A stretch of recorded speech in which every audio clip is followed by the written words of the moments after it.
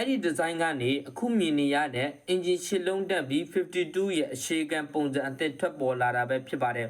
မူလက B52 ကိုပန်ကာတက်အင်ဂျင်တွေနဲ့စီစဉ်ခတ်ပေမဲ့နောက်ပိုင်းမှာ jet engine နည်းပညာတွေတိုးတက်လာတဲ့အတွက်အင်ဂျင်ရှစ်လုံးတက်ဒီဇိုင်းကိုပြောင်းလဲခဲ့ပါတယ်နောက်ထပ်အရေးကြီးတဲ့အချက်ကတော့ swept wing လို့ခေါ်တဲ့အနောက်ကိုစောင်းနေတဲ့တောင်ပန်ဒီဇိုင်းပုံစံဖြစ်ပြီးဒီဒီဇိုင်းကလေယာဉ်ကိုအတန်ထက်နှေးတဲ့အမြန်နှုန်းမှာပိုပြီးတည်ငြိမ်စေပြီးတော့လောင်စာဆီကိုတက်တာစေပါတယ်ဒီလေယာဉ်ပြန်တမ်းမှုကိုတော့1952ခုနှစ်ဧပြီလမှာပထမဆုံးအကြိမ်စတင်ပြန်တမ်းနိုင်ခဲ့ပါတယ်နောက်ပိုင်းမှာ B52 ဟာ Mori-A ကနေစပြီးယခုလက်ရှိ B52H အထိဘာရှင်းများစွာထပ်ခတ်ပြီးတော့အစောပိုင်းဘာရှင်းတွေဟာလေယာဉ်အဖွဲ့ဝင်တွေအများကြီးပါဝင်ပြီးနည်းပညာပိုင်းအရာအခြေခံကြပါတယ်